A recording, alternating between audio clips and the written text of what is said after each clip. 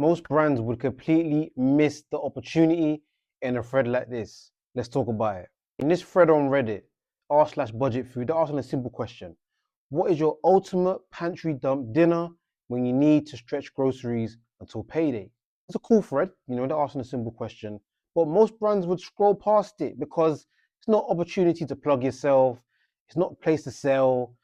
You might just think, forget it, man. I'll leave it for somebody else. But if you apply my Reddit methodology, you'll see there's a real opportunity for brands here to engage in a way that increases authority and trust. Let's go into it. The first part of the methodology is to assess what is required here from us. What's required here from me? There's not a place to sell. It's not a place to plug products. It's a place to establish authority. It's a place to establish trust. They want to answer to that question, simple question.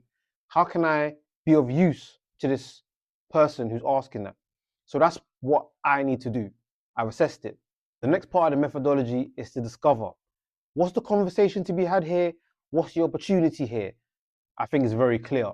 They want a pantry dump dinner. What's the ultimate pantry dump dinner when you need to stretch groceries until payday? So now we understand what's the intent behind the thread, but now we need to go deeper. Because the next part of the methodology is to decode. Why are they asking this question in this thread? Because you look at it and you say, okay, what's the ultimate pantry dump dinner where you need to stretch groceries? You might think it's just a simple recipe. But if you look at what's behind it, what's the psychology behind it, this is about making food stretch, repeatable recipes that you can repeat on a daily or weekly basis. So they want a system, they want a framework, they want a way to make the food that they have, maybe some food that didn't match.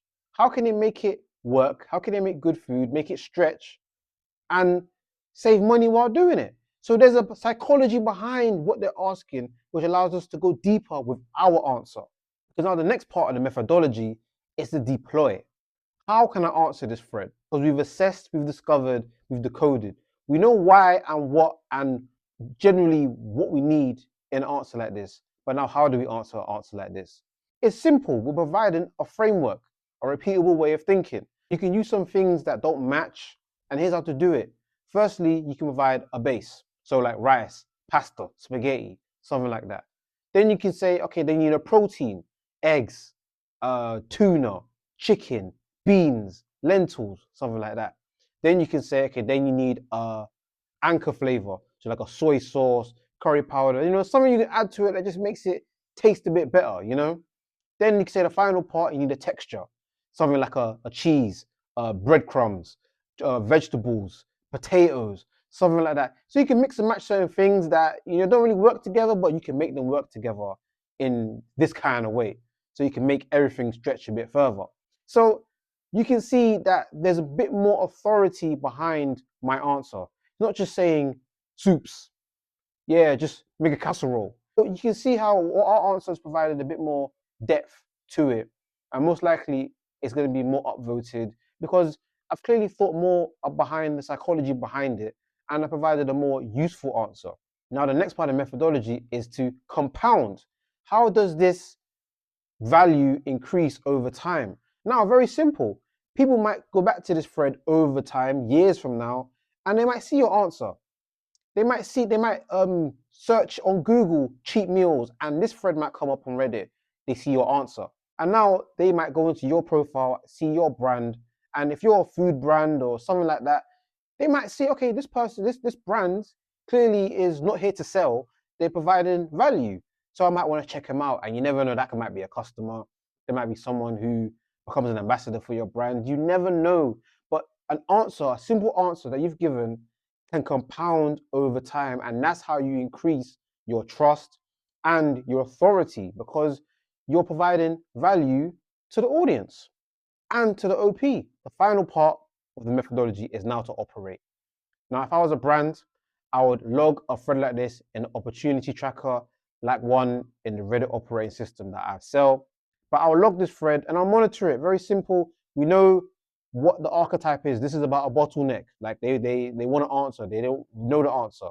You provided an educational framework. You've understood that it's not a place to sell, and that's okay.